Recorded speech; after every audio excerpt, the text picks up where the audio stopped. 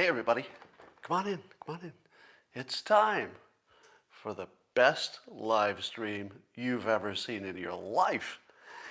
And if you would like to enjoy it to its maximum potential, and why wouldn't you? All you need is a cup or mug or glass, a tankard, chalice, a stein, a canteen, jug, a flask, a vessel of any kind.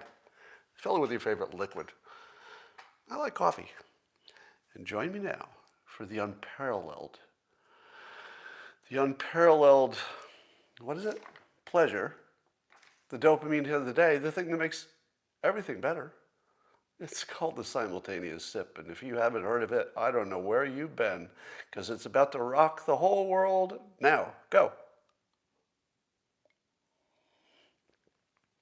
I think I felt the rotation of the earth get a little bit less wobble.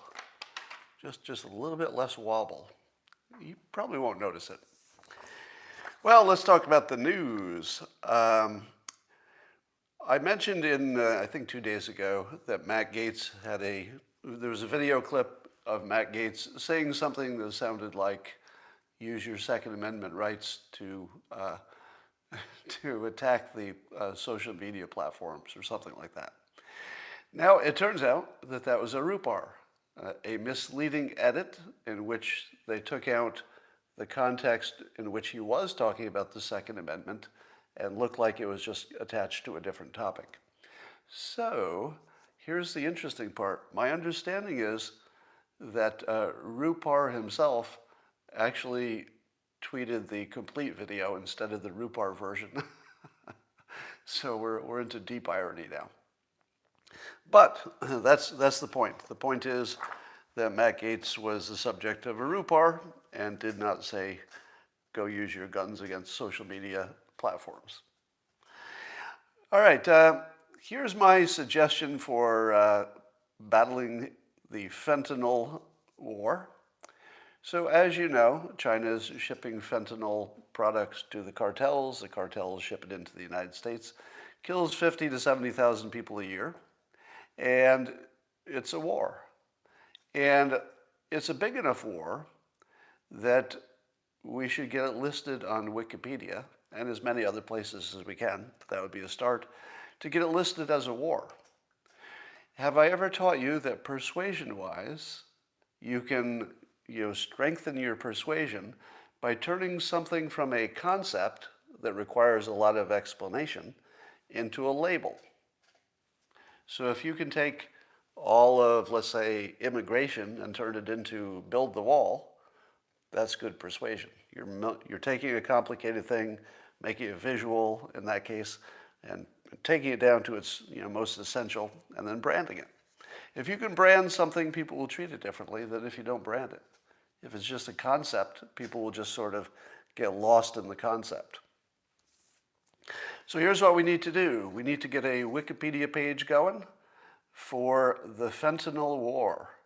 And it would be a page to describe the ongoing war, in which our casualties so far are, I think, higher than Vietnam, lower than World War II so far. Maybe, correct me if I'm wrong, but I think it's the it'd probably be the third largest loss of life, war-wise. Now, if we can get it on the list of wars, it's going to make it a lot harder for our government to ignore it. Now, as you know, Trump pushed pretty hard on this against China. China made some promises. Trump apparently believed those promises, and then nothing happened. So if we're being honest, Trump did nothing on this topic. I mean, he tried, so he gets credit for putting some effort into it, but literally nothing happened. And Joe Biden apparently is doing even less, because he doesn't want to offend China or something, I don't know. But he's doing even less. So it's going to be that the public is going to have to take this fight. And the government, our government, is going to have to catch up. They're just going to have to catch up to the public. So let's start this by getting a Wikipedia page. And by the way, if Jimmy Wales, if you're watching this, I do not intend that anybody would falsify anything. All right? So when I'm talking about getting this on Wikipedia, I mean legitimately. It's got to be legitimate. It's not a prank. It's not just for the heck of it. It's not for laughs. It's not illegitimate. It's a war, and we can call it that. Now, there's a war on drugs. There's a war on things. Things get branded, and that branded name does become the title of the Wikipedia article. So there's no reason that we can't use that approach to force our government to do what it should have done, which is discontinue diplomacy with China until this is fixed, at the very least. Now, you could argue we should discontinue diplomacy until they stop mistreating the Uyghurs, but if we're being more selfish, we should go hardest on the things that affect us most directly. So let's do that. Speaking of persuasion, I'm a little bit tired of referring to groups like Black Lives Matter and critical race theory, because those are examples of good branding from the perspective of the people who would promote those points of view. That's really good branding. I've talked about that before. But I think if you think those things are actually just racism, and a lot of people do, that the best approach would be just to call it a Nazi effort.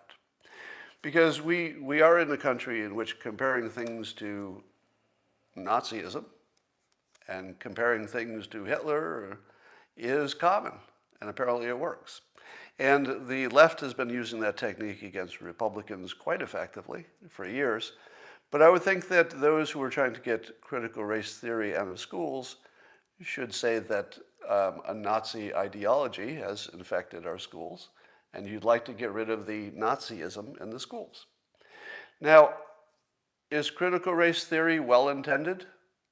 Well, I would think it depends on each individual.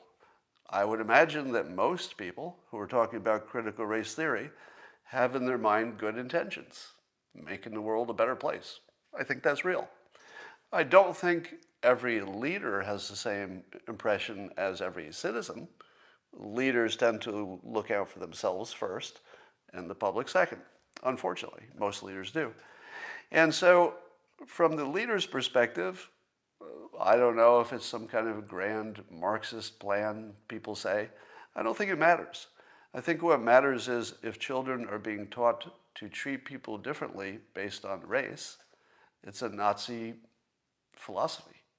And if you get enough Nazi philosophy in your school system, don't be surprised if the kids turn into Nazis, because that's how you train them.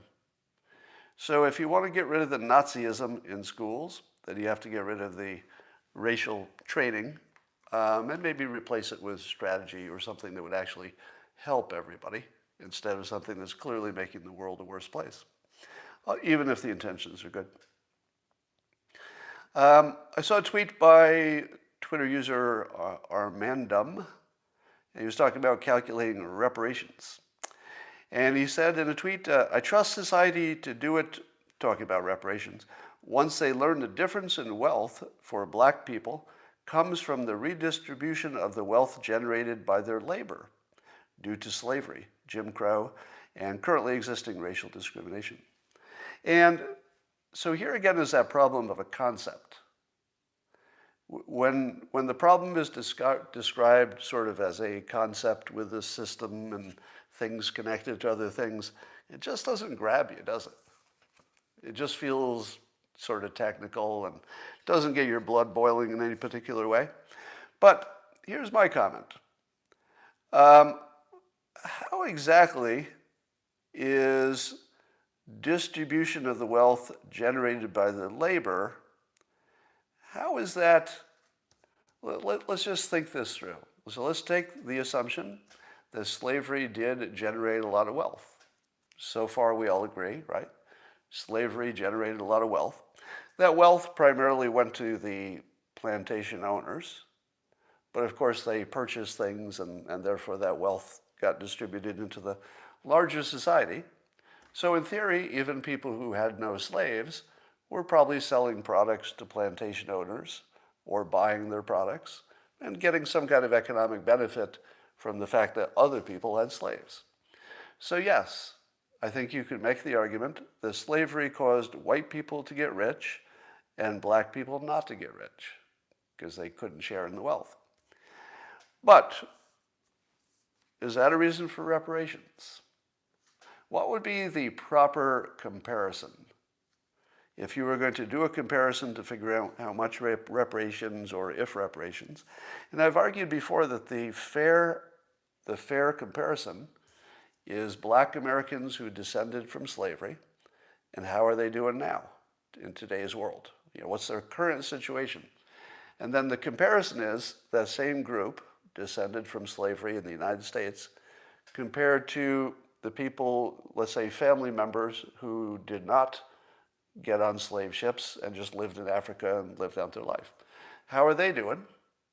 And are they doing better than the people who had a much worse situation? Because really we're looking at the descendants. All right, so that's the argument, is what's happening at the moment because of the descendants. And I think that's the proper argument, the proper comparison. If you compare the wrong things, of course, you'll get the wrong answer. And I think that the people who have good intentions about reparation are comparing the wrong thing. Because let's say is it not true that the money created by slavery did go disproportionately to white people? That part seems obvious.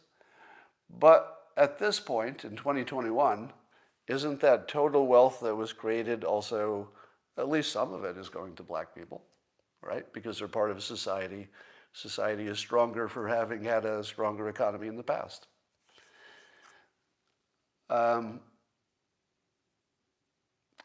So black, yeah, okay.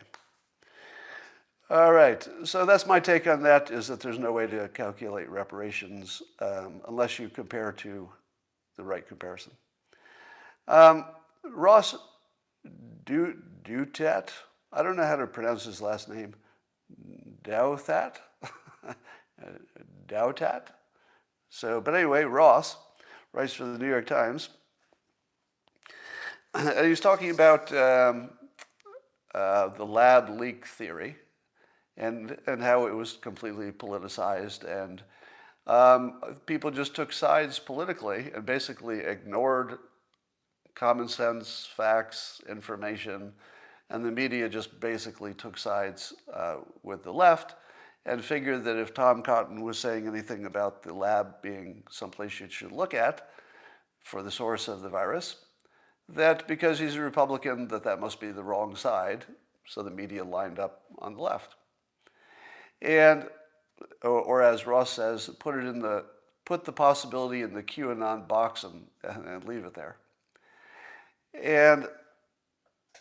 But he had a he had a sentence that's like just sort of a killer summary sentence. I just wanted to share that with you.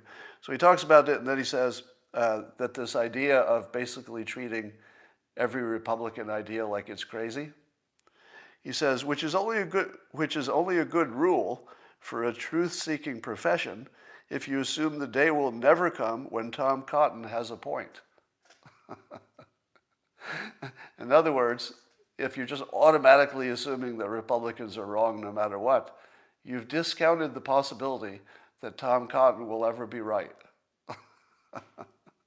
And unfortunately for the left, Tom Cotton has been more right than just about anybody, at least in the past year or so. I haven't been tracking it much before that, but I feel like he's one of the rightest people working right now, so keep that in mind. There's some research showing that people are trusting experts less, and maybe the pandemic has been the biggest problem there.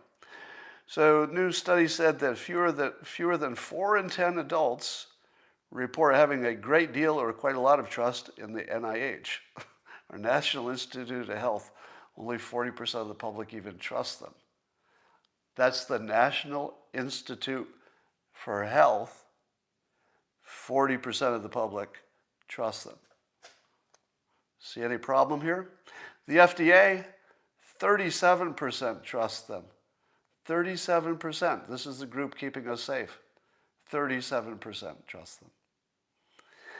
And the Department of Health and Human Services, 33% trust them. Now, is this a gigantic problem, or is it a great awakening which allows us to see the world more clearly? Right? Because it's not entirely clear to me that this is bad news. Is it bad news that the citizens no longer trust our authorities and our experts? Even in health issues, they don't trust them. Is it good or is it bad? I feel like it's a mixed bag, right? You could easily come up with a scenario like a pandemic where maybe it's bad. Because if the experts get it right, the public doesn't trust them, well, that's the worst case scenario. So that's bad. But what about the fact that the experts are legitimately wrong all the time? No, not all the time, but you know what I mean. Often. They're often wrong. So what do you do with that? And how often are they wrong? Well, if it's in the fog of war, probably more wrong than right. And when do you know if they're finally right? Because science is a process of being wrong until you're right. When do you know you're right? When do you know you're done? Are you halfway to done? And now that's all you need to know? Or are you all the way to done and you're really done? I would say that we've had a great awakening about the inability to trust experts because they're co-opted by a lot of things. Sometimes they're just wrong. Sometimes the news reports them incorrectly. So trusting any of that seems like a gigantic mistake. But it's certainly the first place you want to look, right? It's one thing to blindly trust the experts, which seems stupid, frankly, at this point. But it's another thing to ignore them. You don't want to ignore them. You know, my guess is the experts are probably right more often than wrong. I don't even know if that's true. How can the vaccination numbers not be fudged if this many people mistrust the experts? Well, the answer is that they're not trusting the experts. They're trusting themselves. So people are looking at the totality of the evidence and just making their own decision. I don't know that it's a case of trusting the experts. So when I decided to get the vaccination, I'm going to have my second shot any day now, Tuesday, I think. When I decided to get the vaccination, it wasn't because the experts told me to. It's because I looked at lots of different stuff, and the totality of it, I said, on balance, I'm guessing. You know, we're all guessing, because you don't know how you're going to respond to it, right? You don't know if you would have been infected anyway. You don't know if you would have gotten the long haul, so you're still guessing. But I'm definitely not trusting the experts. That did not filter into my decision. Well, there's a report that this was in RT, Russia Today, so I'm assuming it's real. But of course, Russia Today is not your source of dependable news. But this particular one looks like it might be real. Apparently, there's a report that there were autonomous drones hunting down rebels and killing them, possibly without human direction, meaning that the drones go up and they just sort of look for things to kill. They have a bomb on them, and they're kind of suicide bomb drones. And apparently, let's see who it was. The Libyan National Army. They were trying to rout some rebels, and when the rebels distributed and were running away, apparently swarms of drones followed the rebels and waited for times to attack, and then dive bombed and blew up. Now, there's some thinking that they were actually just programmed to shoot anybody they found in a certain area, or to blow them up.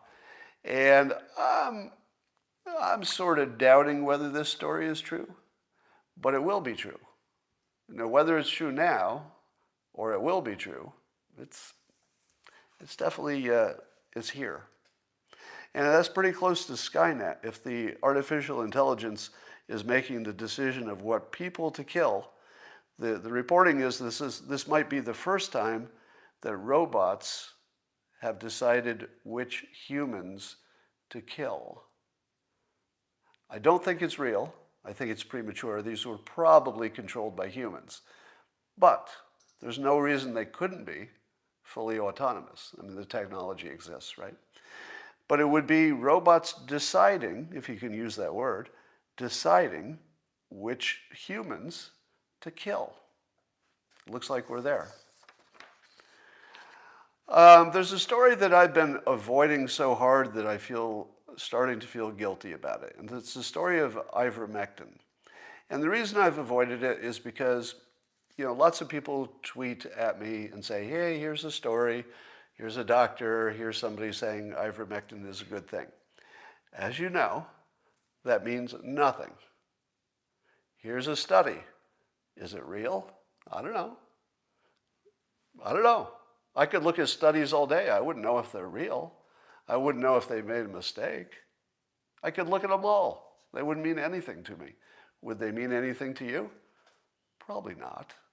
I think you need a certain level of qualification, scientific understanding, etc., before you can look at a study and know it tells you anything useful. I mean, I talk about them all the time like I actually know. But when it comes down to actually, is this a good study? I'm not the guy to ask, right? But apparently Brett Weinstein has weighed into this, and he is retweeting a good tweet thread that you'll see in my Twitter thread today. Look at the top, near the top. And apparently there are 20 randomized clinical trials that are randomized, the good kind, a randomized trial, and that they overwhelmingly show reductions in mortality when used in adequate doses and in patients who are early enough in the disease. Where it doesn't work seems to be maybe later when people have a worser disease. And so I said to myself, well, finally, if Brett Weinstein is saying that this looks pretty convincing, and at least he's qualified, right? So there's somebody who can look at the data, and nobody knows for sure if the data is right, but at least looking for obvious errors, right? So the fact that Brett went into this hard today on Twitter changes my view. It changes my view. Because I was willing to believe that ivermectin was just another one of the things that people hope works but doesn't. But now there's enough, I would say there is enough mental firepower aimed in this direction that now I'm going to take it seriously.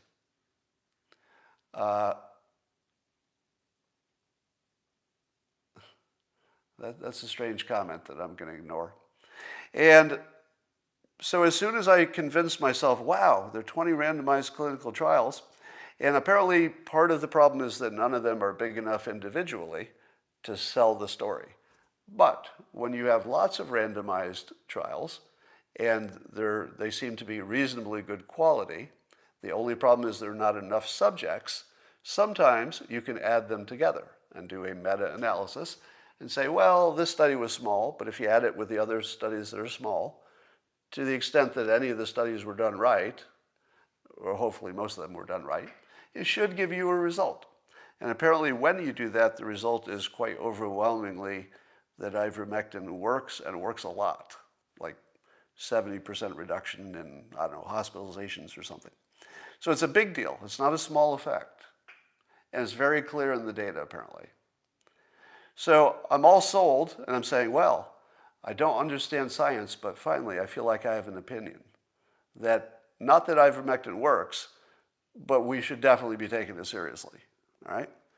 It took about 2 minutes for one of my favorite critics or skeptics to weigh in, Natoly Lubarski. I talk about him all the time. He has destroyed more things that I believed were true than maybe anybody except Andres Backhaus. The two of them just eviscerate the bad scientific claims or the illogical claims, because they're just better at thinking than other people. So this is Anatoly responding to that tweet thread. And I just hate that this is happening. He says, I see only 2 RCT studies here, in other words, mentioned in the thread. One from Bangladesh, another one from Colombia, both with small number of participants. What are the other 18? And all of a sudden I'm like, damn it, damn it, damn it. Now, I want to believe that there are 20 studies that are worth looking at together as a package. I want to believe that. And I think Brett does, Brett Weinstein. It looks like he believes it. And he's probably looked into it at a more useful way than I have. But where are the other 18? If they're not in the tweet thread, or even a link to see the other 18, do you believe it? And the problem is you can't. I was so convinced. And already I'm back to skepticism. I'm already back there. Because if you're going to try to make a case that there are 20 studies and you don't link to them or link to somebody who links to them, I'm out. I'm sorry, I'm out. You can't refer to data and not link to it and expect me to buy into it. Now, Brett Weinstein may have seen these, so he may have actually seen the other studies and have a better impression of it, but I haven't. I haven't. So do I just take the word of these people who seem smart? I'm just going to move ivermectin up to the maybe category. Maybe. We should look into it. All right. Mark Allen Bovair tweeted today. He said, we went from gratitude for a 9-to-5, meaning a job, to absolute disdain in one generation. What happened? Entitlement or enlightenment? And I have a theory that I've had since, I don't know, a long time ago, which is that everything went wrong when we started using direct deposit. Now, this is not the whole story, but I feel like it's part of it. And it goes like this. I remember, so I'm of an age when I used to get a paycheck. And then I remember the time when my employer, there was a bank, said, hey, we've got this new thing where the pay will just go directly into your checking account and you'll never get a check. And I said, well, okay, that's more efficient. That's way more efficient. Okay, I signed up for it. Almost immediately, I lost the connection between my work and my payoff. The payoff just seemed to be a thing that just happens. Every week I'd check my account and there was more money in there. So they became separated. There was work, and then there was money, but there was no point where your boss would hand you a check and say, in effect, thanks for the work. Because that was the point that connected the work and the money. And I said when it happened, this is going to be a disaster. Because if you're trying to teach a dog a trick, try doing it without a treat. Try teaching your dog to shake hands and sit and everything, but no treats, no reward. What you will find is that humans and dogs, pretty similar. If you don't give people a treat, they stop doing the trick and they lose the connection. Right? Your dog doesn't do a trick because it loves you. It was trained by the treats, and that's it. You take away the paycheck, the physical paycheck, and you took away the dog treat. And you still want the dog to do the trick. Now, that's not the whole problem. I would say that also another thing that I've noticed in my current life, I would like to see if any of you have noticed this. When I was a kid, there was never any question about whether I would work as a kid. No question. I was definitely going to be mowing some lawns and shoveling some snow, raking some leaves, moving furniture. I was going to be working on the farm. You know, my family had a farm connection. I was going to be working. And to me, that was just understood. I don't remember it ever even being up for debate. There was no time in my childhood when I thought I wouldn't get a job at 14. You know, a dishwasher and, you know, busser and all that stuff. But now fast forward to 2021. Those of you who have children or grandchildren in your life, How many of you have children or grandchildren in which the expectation is they won't work? Never. Just won't. Because they don't have time and there's so much pressure on them and you're only young once and maybe the family has enough money, the kid doesn't have to work. My nieces do nothing. I just want to see in the comments here, I see a no, I see a nope. Now this is more a conservative audience, so I would imagine most of you are putting your kids to work. Somebody says too much school to do, right? That became the new excuse. There's too much schoolwork. I won't be able to get good grades if I have a job. My kids do nothing, same. She wants to work. My kids didn't, not mine. Already working, okay. Both kids worked through the pandemic. My kids worked. Yeah, so I think maybe this group has more workers in it than others because I think the conservative mindset gets passed on pretty quickly. Yeah, but you know plenty who do not. So those of you, your own kids might be working. So I think this group is not exactly a random sample. Sky Goddess Sue says, can't get a kid on my street to mow my lawn. Right.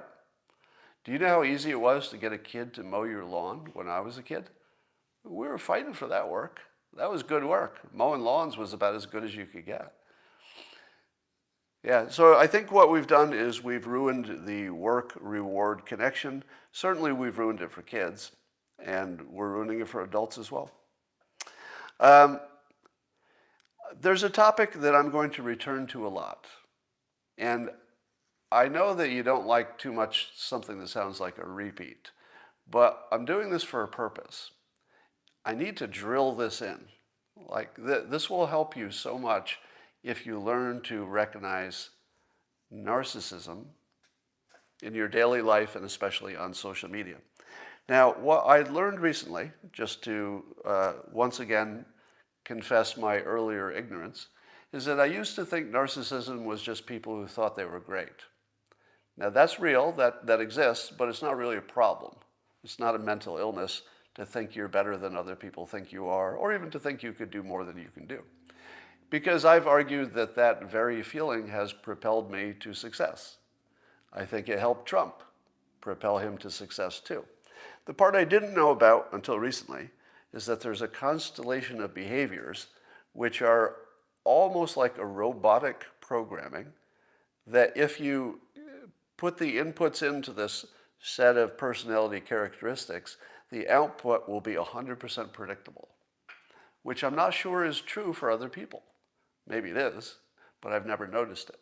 And once you realize the predictability of it, and then you recognize the tells, what you can learn to do is take the most annoying people in your life, the narcissists, that you thought were just trolls, you thought they were just jerks, you thought maybe they were just in a bad mood that day, you thought maybe they were coming after you because there was a political bias, you thought they were paid trolls, and maybe some of them are some of those things.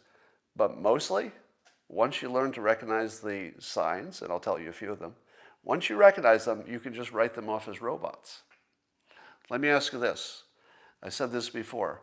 Imagine it's a few years from now and there's an actual robot that works in your house and does the ironing and some other stuff. It's just a robot. But it's got some AI and it talks. And let's say the robot insults you. You going to take it personally? Not really, because the robot is just a robot. It just did whatever its programming told it to do. You're not going to take that personally, are you? Let me give you another example. If a human being walks up to you and grabs you by the crotch, what's your first reaction? Ah, right? You're offended. You're literally molested. Psychologically, you're going to be damaged, if only a little bit, depending on your situation, but definitely damaged. But suppose you sit on a bicycle seat. The bicycle seat is all up in your junk. But is the bicycle seat raping you? Do you feel molested? Do you feel insulted? Do you feel violated?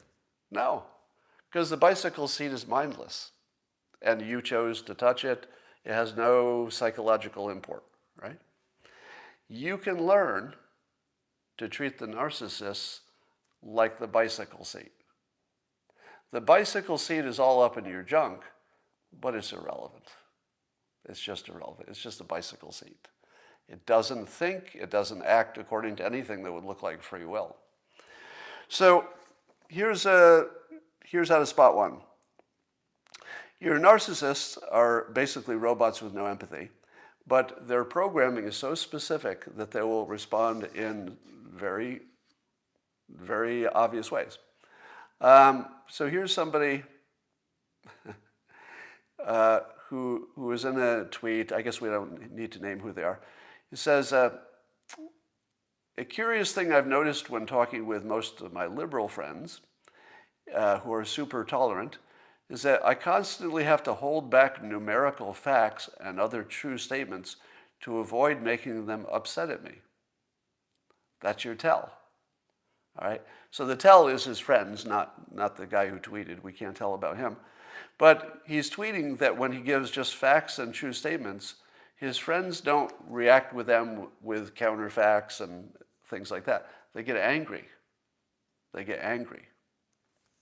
And if they get angry, that's a narcissist. Let me tell you what somebody would say if, let's say I made a claim about you.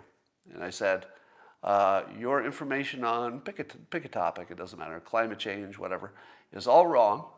And I'm going to show you it's wrong with this data here. What would be your first reaction? Because most of you have a strong opinion about climate change. But what if somebody had something to show you that clearly showed you were wrong and it was from a good source?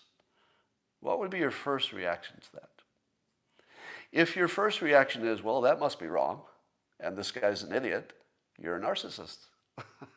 But you don't know it, because narcissists don't know they're narcissists. By the way, that's the most fascinating thing about it. A narcissist doesn't know. They have no idea that they are one. So it would be like like Blade Runner, where the replicants don't know they're replicants. They think they're people. So if you accuse one of the replicants or the narcissist of being a narcissist, they'll just get angry and they'll cut you out of their life. But suppose you accuse somebody who's not a narcissist of being a narcissist. How would they react? Would they react with anger? Well, they wouldn't like it, but I'll bet they'd ask you for some details. If you accuse a non-narcissist of being a narcissist, they're not going to leave the room. They're going to say, wait a minute, what are you talking about? Like, give me an example. What have I done? And what is the definition? And how does that definition match what I've done? Because I'd be interested to know if I'm one of those, right? I'd be interested to know. So one of the most accurate ways to tell is somebody gets mad at the messenger instead of dealing with the argument. Anybody who gets mad at the messenger and runs away is a narcissist. They're simply not able to deal with the fact that their point of view has been annihilated, so they run away. The other things they will do will be immediately forget what you said and act like you said something else and misinterpret you, straw man you. I used to think that was people who had bad reading comprehension. So I used to believe, and when I say used to, I mean just a few weeks ago.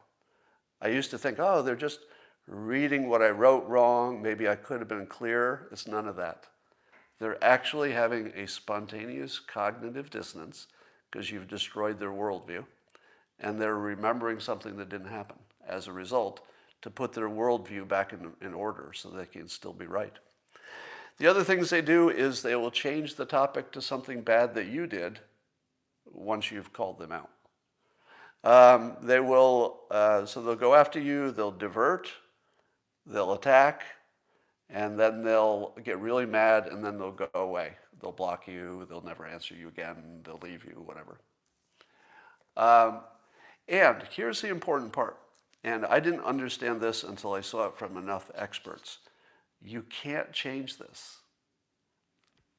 Now, I believe maybe I could, because I'm a trained hypnotist, because I don't know how often a trained hypnotist has ever worked on trying to change any of this behavior.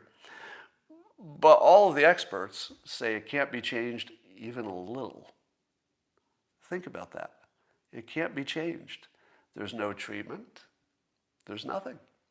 Do you know what the treatment would look like? All right, I'd like to treat you for your narcissistic behavior. I don't have any narcissistic behavior. No, you do. Here are all the examples of all the things you do, and we need to treat that. I didn't do any of those things. No, you did.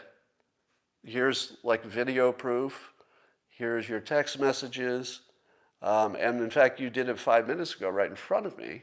So I'll add that to the list. So it's completely proven that you do these things. Now let's talk about how to treat it. I didn't do any of those things. You do those things. You do those things. You're doing it to me now. You're gaslighting me.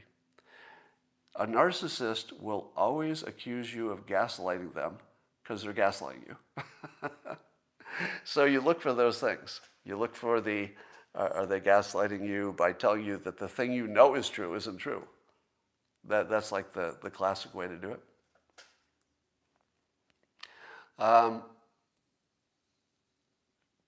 Trump lost to a less worthy person. I don't know, is that related to this conversation? So anyway, that's your lesson for the day. Realize that the narcissists are basically empathy-free robots, and they can't hurt you. Once you recognize them, they can't hurt you. They're just robots. They don't have the ability to modify their behavior. If you see somebody who can modify their behavior, not a narcissist. It's conclusive. So I submit that there is a narcissist test, and it goes like this. You accuse somebody of being one, and you give them, let's say, 3 examples that fit the definition. If they flip out on you and get really angry and refuse to talk to you after that, they are one. If they say, what are you talking about, and get into the details and actually engage on it without ever getting mad at you or walking away, definitely not one. Definitely not. Rob says, what circumstances produce a narcissist? I'm not sure that there's no genetic component, but the experts say it's based on a bad childhood experience. So something in the childhood caused them to have low self-esteem, and low self-esteem fuels all of these behaviors. I'm not so sure that people aren't born with a low self-esteem. It seems to be something that could be genetic, so I don't know. Yeah, attachment issues, etc. All right. Apparently, Lori Lightfoot is being sued by a white reporter. Well, it's about time. Lori Lightfoot said there were too many white people in the media, I guess. And so she had said she only wanted to give interviews to non-white people, which caused a white reporter to sue her. How would the white reporter lose? I mean, I don't know what law is involved here, but it seems pretty clear that it's racial discrimination. I mean, how could you even debate that, really? So I think this is good, and I think Lori Lightfoot falls into the Nazi philosophy of treating people differently by race. And so let's call it Nazi. Let's call it what it is. Critical race theory, Nazi philosophy. Not talking to white reporters, Nazi philosophy. Now, I'm not saying they are Nazis. I'm just saying the similarity, the racial bias is the main driver of Nazi behavior, and it's the main driver of a lot of this stuff. All right. Just looking at a couple of your comments here. What about systemic racism? I see the question, but I don't know what you mean by that. Narcissism is #1 trending on Twitter. That's not true, is it? Is that true? It's not trending at exactly the same time I'm saying this, is it? Let me just see. I can't see it on my app. All right, I'll check my browser. Oh, hello. That means I got to go. I will talk to you tomorrow.